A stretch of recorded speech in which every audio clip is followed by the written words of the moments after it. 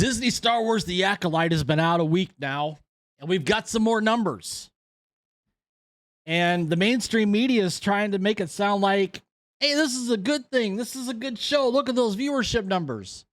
Well, the reality is, it's not very good. So, episodes 1 and 2 of The Acolyte dropped last week. And we got a rarity from Disney, which is they released day 1 numbers, which was for the 2 episodes, 4.8 million views. Which, according to the mainstream media like Deadline and The Hollywood Reporter, this makes it the biggest series premiere on Disney Plus this year. As compared to what? X-Men 97? Which didn't even chart? Didn't even release views? So it's real easy to say that, hey, this is the biggest series premiere on D Plus this year. Well, then they released the 5-day viewing numbers, which rose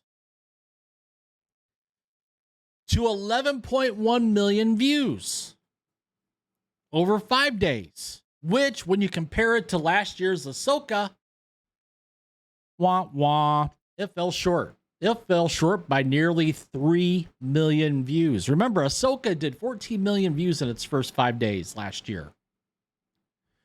But The Acolyte was on track to zoom right on past Ahsoka.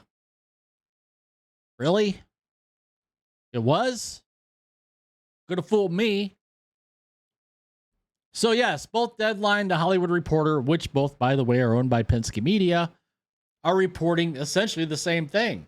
Best series opening of 2024 on Disney Plus.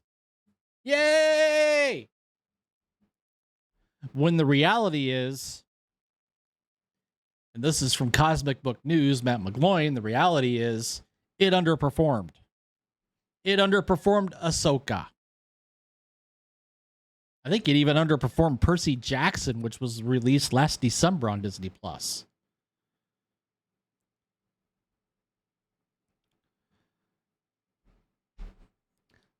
So, what do we make of this? Well, we basically, it's the worst. It's probably the worst release or the least viewed show on D Plus out of all the Disney Star Wars properties. That's what we can make of all this. But don't forget, the critics love the show. 90% fresh. That's if you look at all critics. Top critics at 75% fresh. But the audience thinks the show stinks. And I haven't watched it yet, admittedly. I'm waiting. I mean, it's 8 episodes, half hour, 40 minutes an episode. I could probably power through that in a weekend once all the episodes are released. Then I could, make my judgment after watching it and how bad it is. But just from what I'm seeing out there from other YouTubers, other reviewers, the show stinks.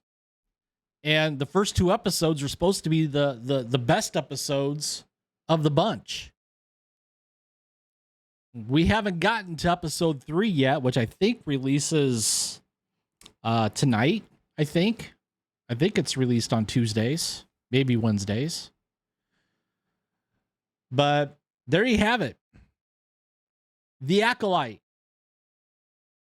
The gayest Star Wars show ever, according to Leslye Headland, former assistant to Harvey Weinstein. Remember, she's written this, directed it. She's the showrunner. She's the creator. And don't forget, Kathleen Kennedy's behind this too. Remember, put a chick in it, make her gay and lame. Well, you got it there, Kathleen.